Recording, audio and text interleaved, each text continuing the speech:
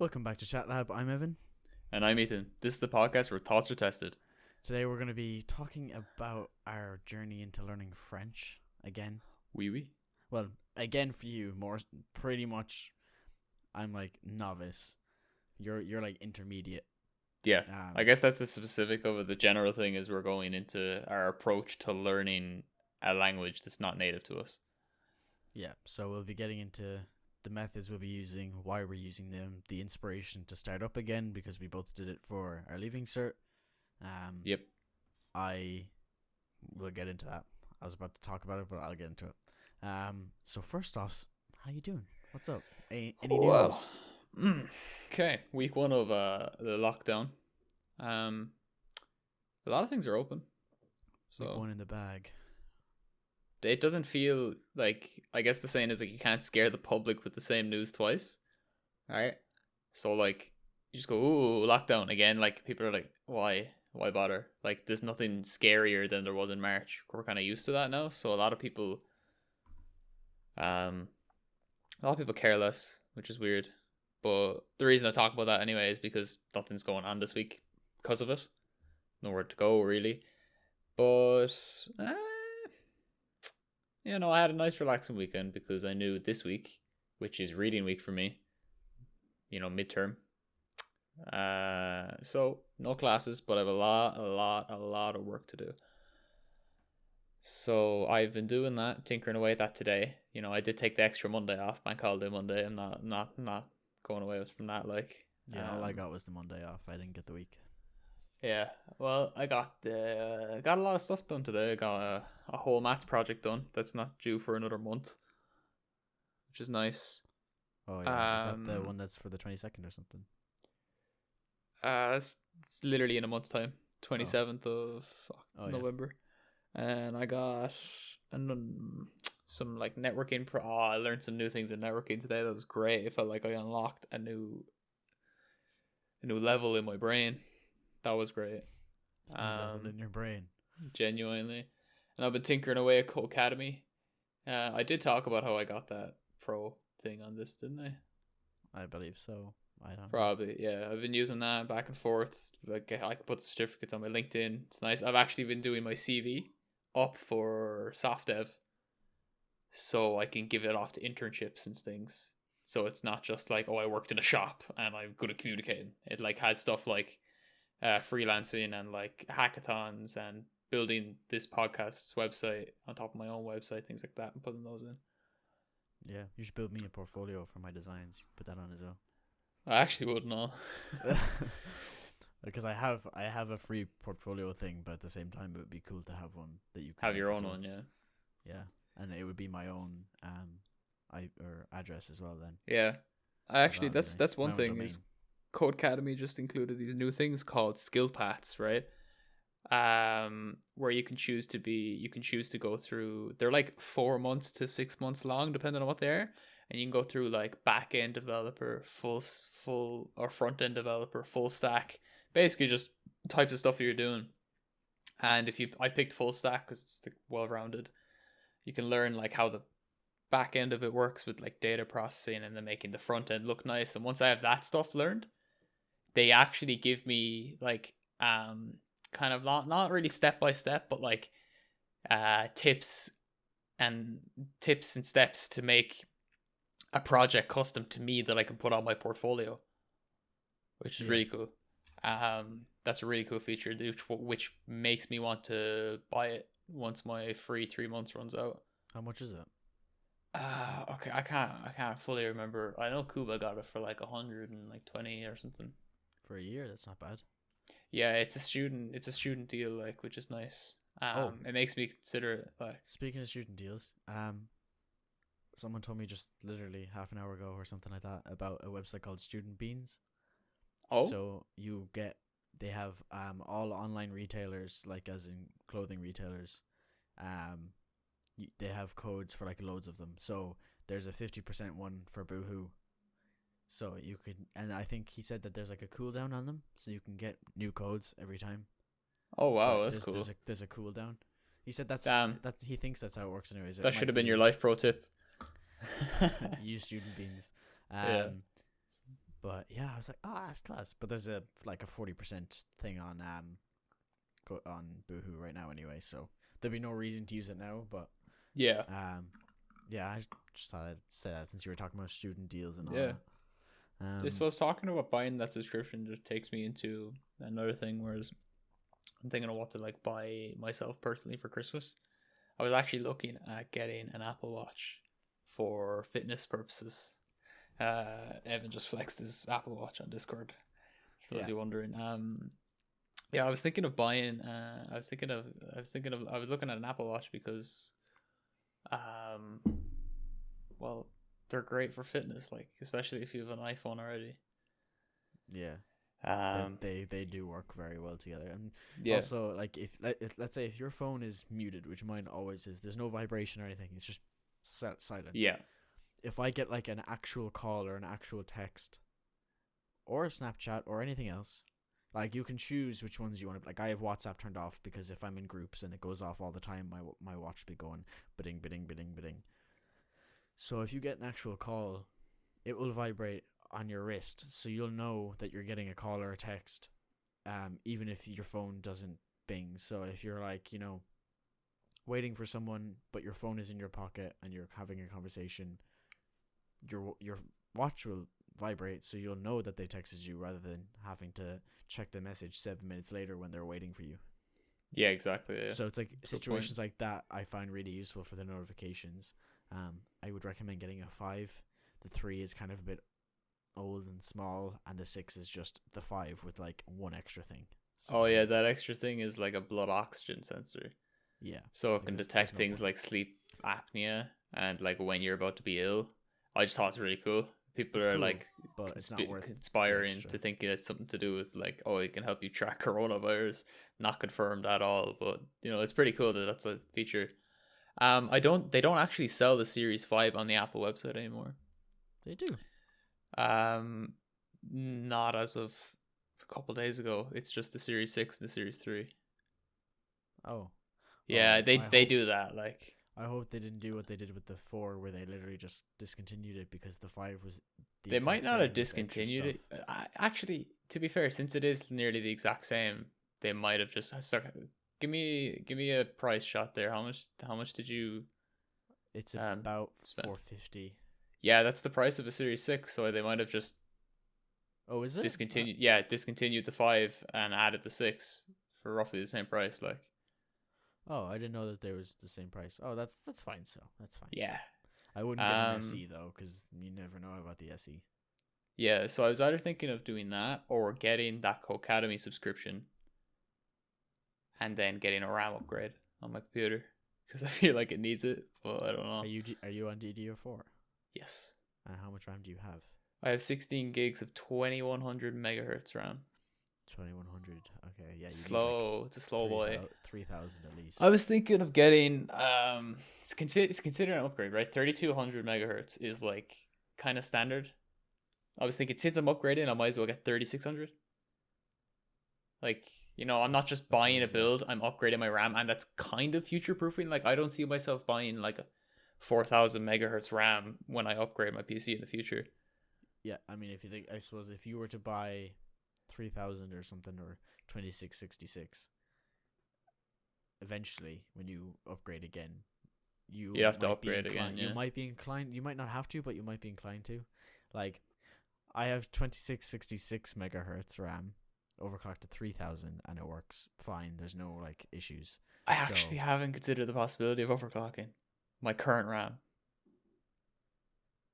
Yeah, you could overclock to 25, maybe. No, I was thinking 25, but like just I was thinking as well. Go if I'm into buying the RAM. breaks.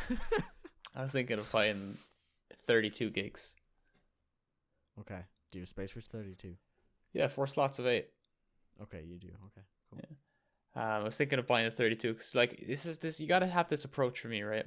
It's the only component I'm upgrading in my computer. You could. And it's the only component I can upgrade for a future computer without, bottlenecking my PC.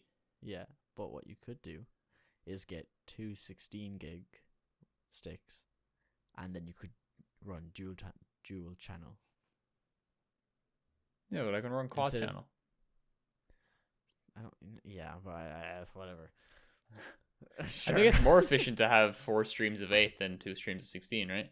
Same as it's more efficient to have 2 streams of 16 than 1 stream of 32. I suppose that's true. Yeah, that makes sense. I suppose. But as far as the upgrade, I think RAM is always a good way to go. I think. Because if you're on DDR4... Like, I don't need it, right? Like, the only issue I'm having with this computer at the moment is when I'm rendering the YouTube video for the podcast, I can't touch the computer while it's rendering. Because it's maxing my CPU. Tarkov uses a lot of RAM. I was playing a bunch of that last night. It was really fun. The new update is amazing. Don't really want to get into it because no one I know other than Kuba plays Tarkov right now. But it's sick. It's such a quality of life improvement update. But yeah, no, anything else? Like, yeah, honestly, if I'm to lay it out, an Apple Watch for fitness, great. Helping with your studies and your skills and your life, plus helping with your productivity and just your computer, which is more, important and future proofing. I'm leaning towards the RAM. So am I, right? The Codecademy compared to the Apple Watch. I have an Apple Watch, but like it's not life changing. No, the only thing I wanted, like, I didn't want to get an Apple Watch. It was just suggested. Like, I was thinking, oh, I'd get a Fitbit, like, one of those cheap enough ones, not like like the top of the line ones. Just one that tracks the heart rate. That's all I wanted. Yeah, I suppose that makes sense. I just wanted a cardiology something, whatever. It's like ECG. ECG, yeah. Yeah, whatever that. Yeah, I just wanted something like that. But that's fine. What were we talking about? I had a segue in my head, but I'm forgetting it. I'll just move on to the 3070 since we're talking about computers. Yeah, sure. I want a 3070. We all want a 3070. Now, for those of you who don't know, go on, Evan. Yeah, so Nvidia have come out with their 30 series. There's the 3070, 3080, and 3090. There's no 3060 from what I can tell, right? No?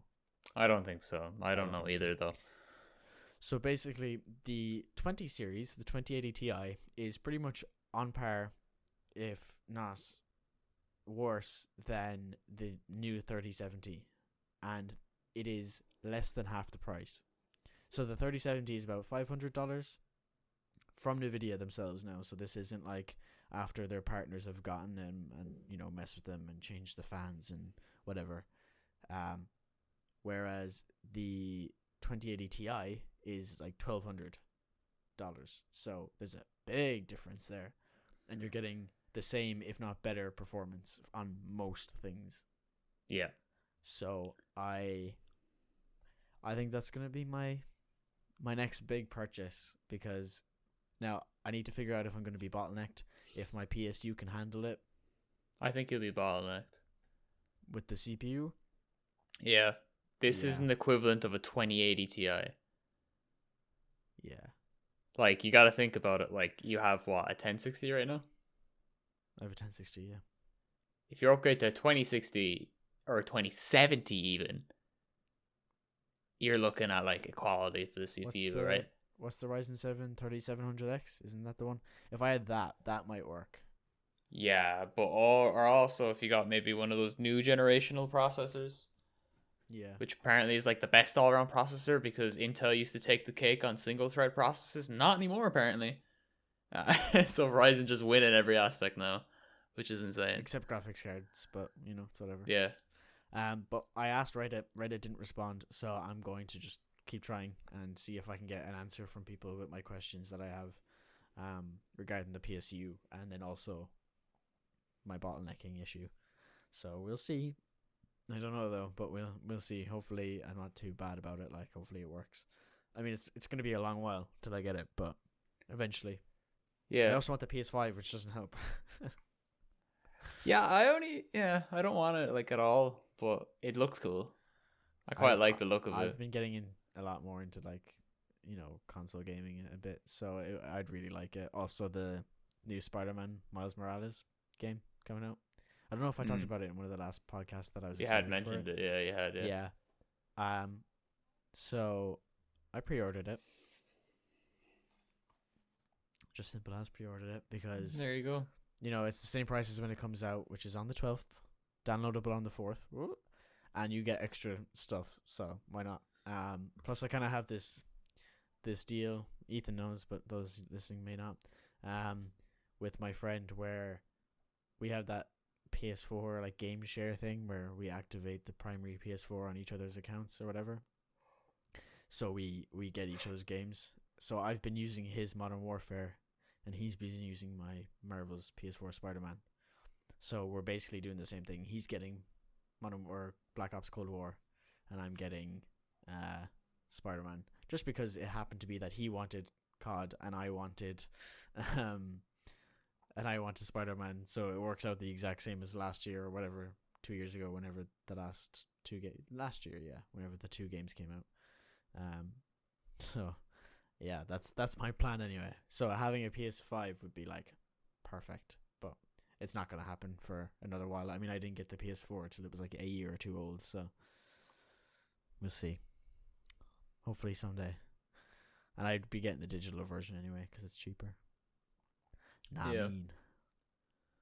Well, before we were about to record this, I was going to get into work and leisure separation from a work and at home standpoint. Okay. So what I started just before college was I set up a new user on my computer that I exclusively use for college work. So that means I have the default Windows 10 background. I have minimal applications on it. Coding only applications really, like Microsoft Office suite, those kind of things. And I have basically everything in light theme. And with the new addition of my RGB strips, I can now turn them purple or like some form of white, like a bluey white, and that just gets me in like a work mood, which is sick. Then work's done, right? Work's done for the day. I switch over to my main user. The wallpapers are different. I have wallpaper engine on this, so it's nice and cool. My Discord's in its own custom dark theme. Everything else is in dark theme except for Audacity, I suppose. But that's alright. Everything's in dark theme, and then I change my my LED strips to yellow because it's apparently like the most relaxing color or something. Yeah. So once I do that, right, it took a while for me to notice the change, but like that's because like the start of college, like I wasn't doing that much work. It was just kind of like hopping in lectures, hopping off, doing whatever. But like I'm doing a lot of work right lately, and you could feel yourself being overworked, and you just switch over, you turn the lights yellow, and you can genuinely feel it just change. And you're like, all right, it's leisure mode. It's the equivalent to like literally getting in a car and going home. But like in the morning, then when it's bright, what's the difference with the LEDs? How does suppose that make a difference to your day then? In darkness, the darkness works in my favor for yellow because it's relaxing. Yeah. But the purple gives a slight ambience even when it's bright outside, and with the added fact that it doesn't get that bright until the middle of the day. Then the morning it is like bright kind of ish purple. Oh yeah.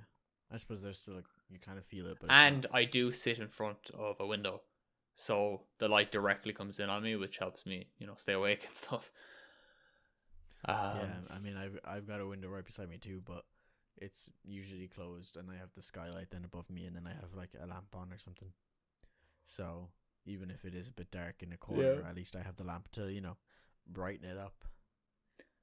I just felt it was important to mention because I actually have noticed the results and would recommend anyone else to do it that works from home or does college from home. I would also recommend that if you have any assistant made by Amazon, I'm not going to say the name because then mine will activate.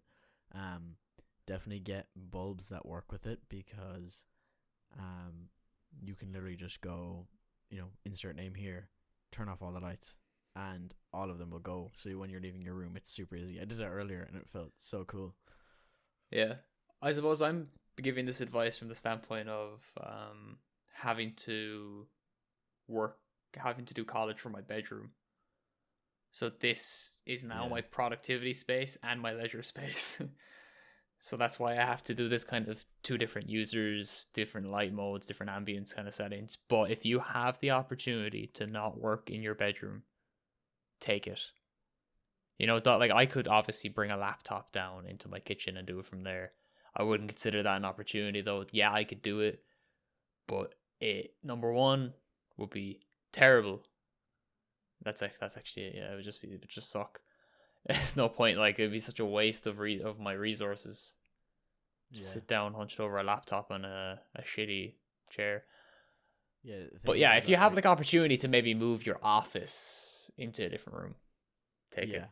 but like if I like let's say during the leaving cert and stuff like that, or junior cert or whatever exams, um, I was always kind of distracted by my desk and my setup and Yeah, my computer like going on it. that's when your computer is like exclusively for games, right?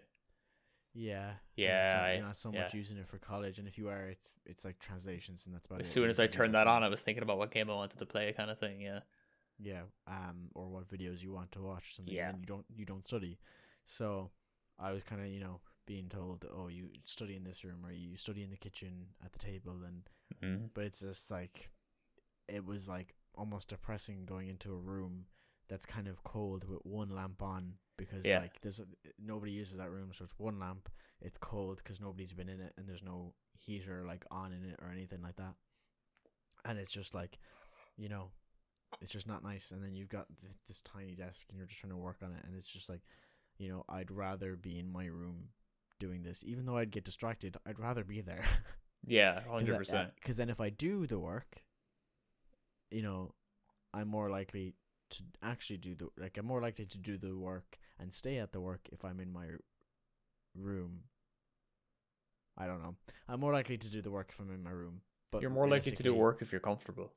yeah, but realistically, I wouldn't stay at it. That's what I'm trying to say. Yeah. Is I wouldn't stick with it, but I would start more likely if I was in my room, Yeah, I surrounded was by fortunate enough for like the leaving comfort. cert where you'd mostly work from books and things, so your computer wasn't necessary. I was fortunate enough to have a second desk in my room Yeah, where I only did like school stuff at it. So when I sat at that desk, it was a different approach. I also sat in a different chair to my computer chair because that actually makes a difference. I don't know why. Like, yeah, it'd be less comfortable, and that kind of ties into what you're saying about like you wouldn't be comfortable, you wouldn't want to be there, but it's still in my room, so it wasn't that bad. yeah, I get what you mean. Um, I, I what? I think we should. I don't know. We could get into our little travels along the foreign path if you want. If you don't have anything else about this week, I mean, the only other thing I have is that I got the bulbs that work with the Amazon Assistant. I'm still not going to say the name.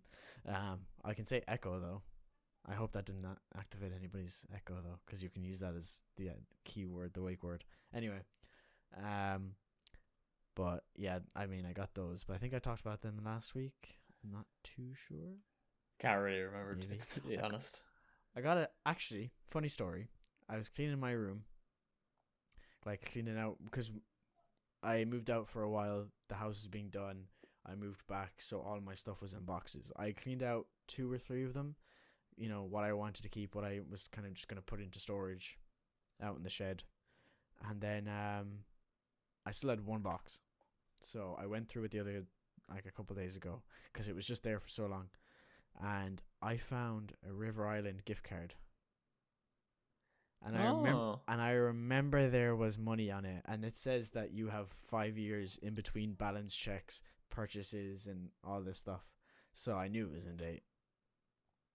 I went on River Island, started searching, found found a really nice T-shirt, like really nice, and it was an expensive one because one, it's River Island, and two, I was like, if I'm getting it for free, I might as well go expensive. You know what I mean? I might as well get one that I actually like rather than one that's cheap and sort of nice. right. So, I I did a balance check before I did that, and it came out to about, I think it was 29.84 in euro. Because it was The total or your balance? It was sterling, the balance on the card. Oh, very nice. It was sterling, so I brought it into euro on Google, and it said 29.84. So I was like, okay, found a T-shirt anyway. With everything together, shipping and everything, it was 29.99. So expensive T-shirt. Like for a T-shirt, 30 quid is quite expensive. In my books, anyways. Right. And I was like, oh, I only have 29.84. That's not gonna work. So I put it in anyways, because you can use the gift card as like a promo and then just pay off the rest. I was like, fine, I'll pay 20 cent, or 10 cent, whatever it was. Put it in, minus 29.99. It paid it all. So I was like, wait, hold on. So how much do I have actually on it? Because if the conversion rate was wrong, how much do I actually have? So when I purchased that, I went back, added something else to the cart, put in the card again, and it took off 1 cent. And I was like, oh, I had exactly €30 left. I see. And I think I actually remember that number. I remember having €30 left on it, I think. So I got a new T-shirt, came today. Super happy. It fits well too. That's nice. I wasn't sure what sizes because it's River Island and I don't get stuff from them that often. Mm-hmm. So I'm always like that because I never buy clothes. So I looked at the size guide, and I used not a clothing measuring tape now, but like a metal measuring tape, and I put it around my chest, and I got the chest size thing, so I was able to get the right size, and lo and behold, it was the right size. There you go. I didn't think a metal one would work, but it did. Approximations. Yeah, so I just made it a little looser so that it wouldn't be like skin tight, and I ended up getting like perfectly the size, and it works. It works. Perfect. It fits perfectly. So I'd recommend, if you don't know, this is like a mini life pro tip. If you don't know what size you are and you don't have a thingy, use a regular measuring tape, like even a metal one. It will work. I can tell you that much now. So that was a very pleasant experience to be able to have it like fit perfectly. So yeah, I suppose we could get into le français. Oui. Le commence. No, that's the commence. Damn it. All right, yeah, that's actually a sum up of how it's going. So I suppose I'll lead the charge on this, because I kind of told Ethan about it, and he was like, "Okay, I'll do it too." So, bit of backstory first. For anybody who's not from Ireland, in Ireland you have, in your secondary school years, you have first to sixth year, but in between you have a fourth year. For most schools that is optional. So is it not optional for some schools? Some schools it's compulsory, yeah. That sucks. Holy crap. So you can either skip it, so you only have 5 years of school, or you can do it and have 6. So from first to third, I barely did any French. I did enough to get by and barely pass. It is mandatory to take an extra language that isn't Irish or English for the whole 6 years, by the way. Yeah. I don't believe you actually have to for the leaving cert.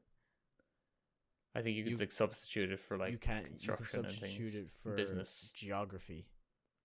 Oh, in my school it was geography, but at the same time, some universities require a third language. French, yeah, third language, yeah. So either French or Spanish or German or whatever it may be that your school does. So I didn't really have the basic building blocks for French when it came to the leaving cert. So with the leaving cert, I was also kind of just trying to scrape by, getting 40s to 50s, passing pretty much the entire time. Yeah. Every now and then I might do a bit better, but that was just by luck and by chance. Like I had no structure to my sentences. My oral exams were just as bad. It was kind of like a lot of very bad. Whereas you, on the other hand, I mean, I'll let you tell the story, but from my perspective, you seem a lot better with French. I mean, you were better with French than you were with Irish. Oh, 100%. Yeah, but that's down to my choice and my teachers and stuff. So What's your basically, story? years 1, 2, 3, years 1 to 3, had really bad Irish teachers, really bad, shockingly bad. And to be completely honest, if my teachers were better, I probably would have had bit of motive to keep it up during the leaving cert and try and actually, get better at Irish, but I didn't. So for the leaving cert, I was taking applied maths as well, and I was like, I'm dropping to pass Irish. I don't care. I don't care about it. I don't need it at all. Didn't need it. Worked out grand. So that was nice. For French, I had this really strict and very good teacher for all 5 years. We all know her well. Yeah. So for the first 3 years, they drilled every bit of fundamentals into us, and has served me very well. Yeah, my teacher. Me was and a many bit other lax. people very well. Yeah, she was just as strict for the next 2 years of leaving cert, but it was less about fundamentals and more about like complicated stuff. Yeah, So that I'm sure like she respected you a bit more by then, knowing that you weren't just children trying to mess around. Like you were kind of respected a bit more as, young adults. Yeah, a little by bit that like stage. we kind of knew what we had to do. Like we were there to work, not to DOS, kind of. Yeah. Because it goes on an honor basis, like being in honors French, like you kind of want to do it. Yeah, exactly. But yeah, so that helped a lot. She helped a lot, and definitely had a good bit of French in me leaving school. I was very dedicated to it as well. I switched my whole phone to French for the year that was in the leaving cert. Madness. Listening to French podcasts, everything just I switched my Fortnite to French. You did? Yeah. I didn't know that. Yeah, I did everything, a complete immersion. I just tried because huh? Le build. Le build. Fucking yeah, so I tried to do full immersion because obviously I don't have any French native speakers as friends, so I had to do it through my own arbitrary ways. And that leads us to now. I've spent the whole year of college dilly-daddling with a bit of Polish due to my girlfriend, obviously being Polish. I thought it'd be very useful. Yeah. So I've kind of neglected French a good bit, but I was listening to a podcast today and last night, and I actually understand a good 50% of what he's saying. So yeah, I can't mean, be that bad. I did higher as well. And like when I say I was just passing, I mean I didn't do pass. I didn't do ordinary. Like I did higher, and I'm surprised, honestly. Like I was debating in the last year to drop to ordinary because I wasn't sure. Mm-hmm. But I stayed, and it worked out in my favor because I got my course by 1 point, so I'm happy. So really, I was never really that good at French. Every now and then I'd have either spurts of motivation to learn, and I'd feel like I was absorbing a lot more, or I would just have days where I did well. Whether it be speaking French or writing French, or answering questions, and I was understanding a lot, and I felt really happy. But then, my motivation for learning the language was just not there because and as well because I was half lost. I knew about 3 verbs and I didn't know them properly. Maybe 4. And like I didn't know them properly, so my sentences were really basic. I would take a lot of these sample sentences that we would get for the more complicated topics, like the political topics. There we go. So I was really bad at French. But the other day, well, actually, I was talking to my friend who is Brazilian, so he speaks Portuguese, months ago. Like this could have been quite a long time ago now. Actually, it was back in January or February. January, I think, yeah. And he talked to me about how his mom and him were watching this guy called Nathaniel Drew, who learnt Portuguese in 7 days. And then, so there's 2 parts to it. There's one where he learns it, and then there's the second part where he talks to a friend of his who is native, who is native to that language. I don't know if that's right. Anyway, a native speaker of whatever that language is. So he had one Brazilian and one Portuguese guy, and because they're different, they're very different. So he had to, Oh, really? Okay. he wanted to test both. He did the exact same with Italian, which is what brought me to want to do this, because I saw a video, didn't know it was him at first, where he talked to his grandmother in loads of different languages, because she's polyglot, is that what it is? Polyglot, I think the term is. Yeah. Polyglot, yeah. So she speaks more than 5 languages or something fluently. Perfect. So they had a conversation, and they were both speaking the foreign languages back and forth, and it was really interesting. And then I was like, this is the guy that learned all the languages. So I watched the Italian one, and it kind of just sparked something in me where I went, you know what? I'm going to give French a go. I'm just going to try. So I did the process that he does, which is step 1 is try to learn the 1,000 most common words in that given language. So, because he also explained that the 80-20 rule that like life goes by because it's unbalanced is that, I told you this, there's more than 179,000 English words or something. And in a daily basis, you'd only use 1,000 to 3,000 of those words. Like as a native speaker. Yeah, I think the term is like 80% of the work is 20% of the effort, and the last 20% is the 80% of the effort. It's That's kind like of the balance. one was like 20% of composers have 80% of listeners. Like that kind of. Okay. That's an example he used, but anyway, then step 2 is learn a bit more about the verbs. So you learn the 1,000 words, maybe not 1,000, because I don't think he did it, because he did it in 3 days. There's no way you could fit that in. You record yourself speaking them, whatever the English and the French in our case, and you just listen to that over and over again.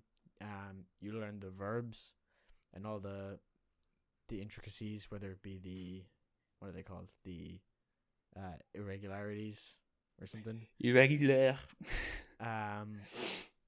and the rules, and you learn all of those, and then you start immersing yourself in the language, the music, the podcasts, the radio. So this is like a 3-step process, or you go all at once? 3-step, really. Learn the verbs, or learn the noun, or learn the vocab, which might include verbs, but then that means you just have an extra step when you go to the next one. Learn all the vocab, then you learn all the verbs, and then you immerse yourself. But it wouldn't hurt to do it all at once, really. Well, it wouldn't hurt to immerse yourself while learning. I get you, yeah. So maybe if you did step 3 during the entire thing, but you did step 1 and 2 separately. So vocab and verbs separate, but step 3 the entire way through. I listened to the same podcast today. I didn't get the whole way through it, and there were times where I was focusing so much on trying to hear and understand that I lost focus and nothing went in, because my brain was like, you're trying to learn. No. So it literally shut my brain down and went, nothing's going to go in. So nothing went in, and it was a bit tough. I will say this much: it was a bit tough, but I got through it all right.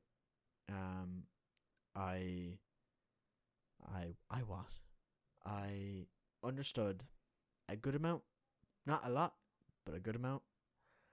So there were parts, there were parts where I was like, I know exactly what he just said. There were parts where I went, I got a little bit of that, and I can, from context, I can understand what the rest of the sentence was. Then there were times where I just didn't understand, or my brain went, no. Like, you can't, like, it was as if I was hearing it, but I couldn't listen. Because I was trying to listen. I don't know, it was like, by trying to focus, I lost focus. It was really weird. It was like a zone out moment, where my ears just zoned out. So, basically, moral of the story is, I did understand quite a lot, but, not enough for me to be able to say, like, I understood it. But at the same time, I'm worse at French than you, so. But I have started on the vocab. I've highlighted words I want to know, I have I I got through 114 words so far, but I've only highlighted 22 of them. Mm-hmm. No, that's wrong. I've gotten through 114 words, and today I wrote out 22 of the ones that I had highlighted in the 114. There you go. Yeah, I think I'm going is to 22. scrape through that 44-page thing of 1,000 most common things and compile a list of ones that I need to know and learn Yeah. those first and then learn the rest, kind of thing. Yeah, I'm going through ones that would be important that I would kind of know, but I want to make sure I know. Right, yeah. Basics, like. Yeah, like I'm just gonna go back and try from the start. You know, even though I know that if is C or whatever, I'm still gonna, you know, even though I know that on is sur, I'm still gonna start from the start. Like, Right. because I read it, now I know that's stuck in my head, but I'm gonna stick with it so that I make sure I know that that is what the answer is to that. And I have them recorded, so I listen to myself back, try to learn it a bit more. Because eventually, what Nathaniel Drew said anyway was that he was going for runs or workouts or whatever it may be, and he'd throw on a radio or a podcast. And he said that he was understanding 25% to 30%, and then it just clicked. And the dots started to connect, and he just understood a lot more. Not everything. He didn't just become fluent, but he understood a lot more. Now, this is for Italian. Same goes, really, I'd imagine, for French. Your brain goes, oh, that and that means this, and you kind of put it together. So is he implying that this is a thing that would happen if you followed these steps? Or is he just saying this is purely my thing and cannot be repeated that he's aware of? I would imagine that because of his background with his mom, I'm assuming that his genetics or whatever allow him to absorb Right, a lot easier. Because considering he could have a 10-minute conversation with an Italian without really doing badly at all. I mean, he could have a 10-minute conversation with an Italian that was better than people in their leaving cert doing their orals. So I would say it's pretty good. Now, he did it in 7 days. We're not planning on doing it in 7 days. We're going to stretch this out. Hell nah. If I got to his level in 2 months, I'd be thrilled. Yeah. You know, like I would be super thrilled if I got to his level in 2 months. Like that would be crazy. That would be world record breaking for me. Considering it took me 5 years and I barely learned anything. Yeah, so, I'm kind of sad that I've lost the touch of how good my French was. Yeah, I would recommend for those listening, Inner French Intermediate Podcast. That's the one we're listening to. Yeah. You can use like they don't batter on but they're not really slow either, so quite good. And they talk about simple enough topics, but still at the same time some political, some just broad and specific and all kind of things. Then I would recommend TuneIn, which is an app/website where you can listen to radio stations all around the world, including France.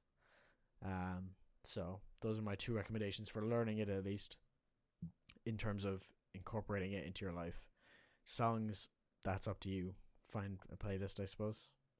I mean, I have a couple songs that I know, like, obviously Papa Ute, and there's a couple other songs that I know of. But yeah, I'm gonna try to get incorporated into the top France hits that aren't English. So hopefully if this works, right, we should have conversational fluency in French, which would be pretty cool, right? And then from there, if that works, if this method truly does work, I want to apply this to learning Polish. Well, now this isn't in near time at all. Like this is quite a roadmap, and I do this a lot. Like I give roadmaps to myself for years down the line, but if this kind of method does work, which it should, frequency analysis of most common words, learn those, it makes sense, right?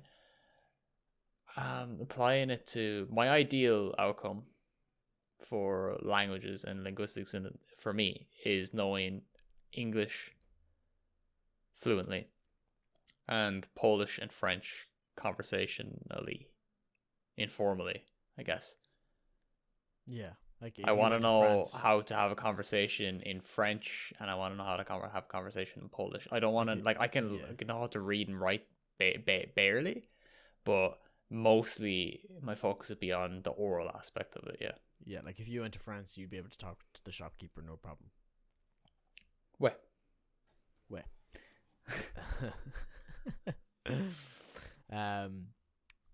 One of the things that Nathaniel said was that he asked his Italian friend Giuseppe, of course his name is Giuseppe, any ideas as to how people could learn languages very well and immerse themselves properly if they and he said get a girlfriend or boyfriend that is from that language or whatever, or is from that place where that language is spoken. Yeah. So honestly, you're on the right track. If you want to learn Polish with a Polish girlfriend, it makes sense. Mm-hmm. I know she's the reason you're kind of learning it, but you know what I mean. I still think it's pretty cool because I've always thought in the back of my head, damn, learning Polish would be cool, because I've known, I've had Polish friends for years before I've met my girlfriend. So I'd be like, damn, that'd be so cool to know what they're saying, because when I go to their house, I haven't a clue what they're talking about, and then like it's I just like to be able to converse in something that isn't English, and French is cool, right? I like French a lot, but it would just be me and you conversing in it, really. Yeah. Whereas in Polish, I actually know a fair amount of people that I could just like Polish do it would with. be useful, but like in day-to-day things, and it would be kind of more conversational, like daily. Right. But French would be more, so Polish would be more of a daily use, whereas French is more of a, utility. It's kind of a cool skill, yeah. It's a tool. Also, if my French got good enough, I would apply to do Apple tech support, because to do Apple tech support, you need like 2 languages. Oh yeah. So I do Anglais, Francais, and that'd be sick, because I get my accent out, and I'd be doing, because it's not going to be many people in French. Like, you'd be surprised. Like, it's going to be mostly English speaking people, and even if they are French, they won't only speak French. And if they do, it can't be that bad. Like, there's like restart le phone, merci, au revoir. Parfait. C'est stupide. Say that like. Yeah, that would work out well. All right. But I think if I was able to just go to France and just have full confidence that I could say something confidently. So if I could have full confidence that I could say something confidently, and like not be afraid that I'm gonna get it wrong, or that I'm using the wrong tense or the wrong vocab, and if I get something wrong, or if I can't think of something, I know that's not a bad thing. Like, I'm not from there, so it makes sense. But I'd love to be able to have casual conversations with people, to where it's not like me going every 5 seconds and going, what's the word for this?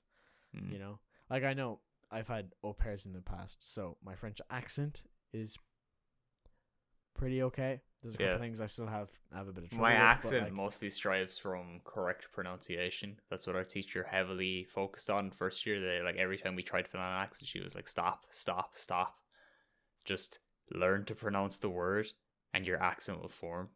Don't have an accent and try to use the words. Yeah. Thing is though, when we had anyway, I don't know why I said it like that. We had for the Leaving Cert, we had this woman, whatever, come over to be with us and talk to us, like, alone, and help us for our oral. And one day I was telling her about my au pairs, and she went, and I said that, one day, no, in class, the teacher wasn't there, so she just took over it, and we played like Cool. it was basically like a Town of Salem game or Mafia, where she picked it's a French game with a werewolf. Can't remember what it's called. Anyway, Right. And I, at the end of the class, I was messing, and I was like, "C'est stupide," and I was going all around, and she was like, "It's a very good accent, you know." So when it came to us practicing, we were talking about it, and I explained the reason why I might have a better accent than the rest of these Irish folk is because I had au pairs for all of my childhood, pretty much. So she was like, "Okay, use the accent and practice with me right now. You have the sentences, you have the words. Use the accent." So I used the accent, and she was like, "It's perfect. You literally sound French." So she was saying it's way better when I put on the accent. She said, go overboard with it, use it. Obviously she didn't say overboard, I'm just, this isn't verbatim, but she was just like, use it as much as you want, go crazy with the French accent, because you're not going to get docked marks if you sound French. If you sound stereotypical French, you're not going to get docked marked, or yeah. You're not going to get your marks stocked because you sound French. Because if you had no accent, you'd get your marks stocked. Yeah, I mean, it works in case of an oral. I think from a day-to-day French conversation, you kind of want to not. Well, I wouldn't go I wouldn't go overboard. I wouldn't be going around going "c'est stupide," but I would put it on a bit more than I would. I guess, yeah. Because there was this girl in my class that right until the leaving cert, she always put on this French accent, and we all knew it was put on. It wasn't a pronunciation thing. It was almost like a persona that she put on nearly to speak it, and you just method acting. Yeah, nearly, and you're just thinking can you stop, please? Because you're not knowing how to pronounce the words. You're just trying to do it in a French accent. There's a very different thing there. Yeah, certain words I have trouble with that I noticed earlier was words other. It's I can't get that right.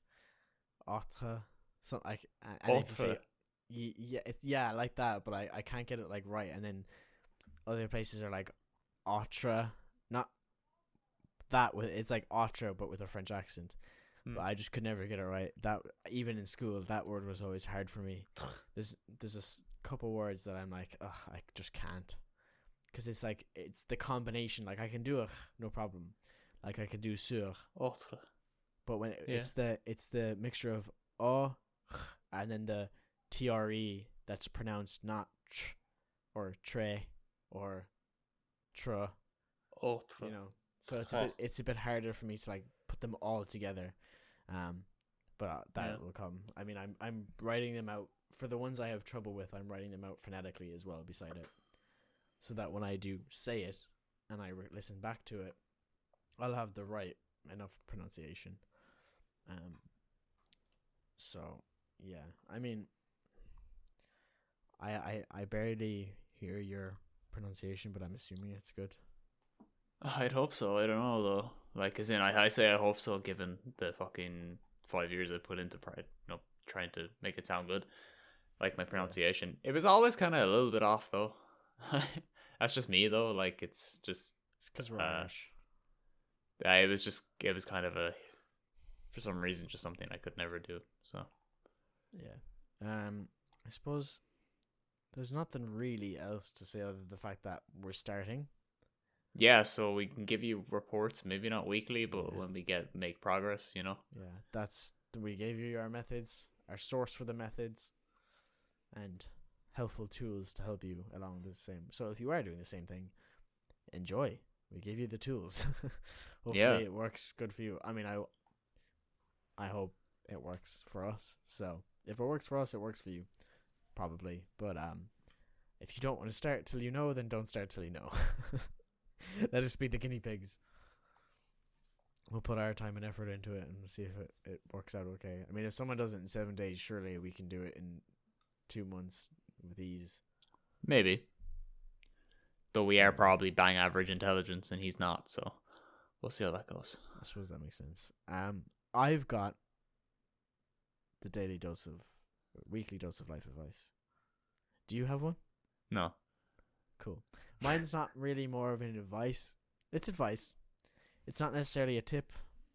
It's more just like you should do this. So you can send a free Halloween e-card to a child currently at St. Jude's Hospital. So you can share a Halloween joke to a kid to help lift their spirit. So there is a link here. Do you want to put it in the description? We can put it in the description. Will do. So we'll put that link in the description to that website to send a kid in St. Jude's Hospital a Halloween card. Your spookiest dad jokes, I suppose. Yeah, and this will come out literally just before Halloween, the 29th, I think it comes out. So yeah. Also, I want get to say on it. There's no sign up. You just pick your card and you type out your joke. There's no sign up, or I would imagine there's no payment if you're just typing in and sending it. So I'm fairly sure it's free. It's an e-card, so I wouldn't imagine. And even if you're paying, it's donation to St. Jude's charity. Very good cause. Yeah, so I'm sure that the little amount you would spend to make a sick child happy, Yeah, it kind of it pays for it for sure. So yeah, we'll put the link in the description, whatever platform you're listening on. And on lighter news, so will our link to our link tree, so you can get all of our socials on the same link. That's linkt.ree/chatlab. That will also be in the description. We'll probably put the St. Jude one first because it's more important than us. Yes. But we will be there. So if you want to check us out, our Twitter, YouTube, Apple, Spotify, what else do we have? Patreon, website, if you want to listen there, if you're a weirdo. We've got all of them. So yeah, you can check that out as well. Yeah, that's it really. Are we done? Yeah. We done? We wrapping up already? I guess we are coming close to an hour. Yeah, we've got 50 seconds left to an hour. So I suppose we'll just cut it short. Not really short. I mean, it's never always an hour. Yeah. Well, bye. Bye. Oh, that was deadly. Dreadful.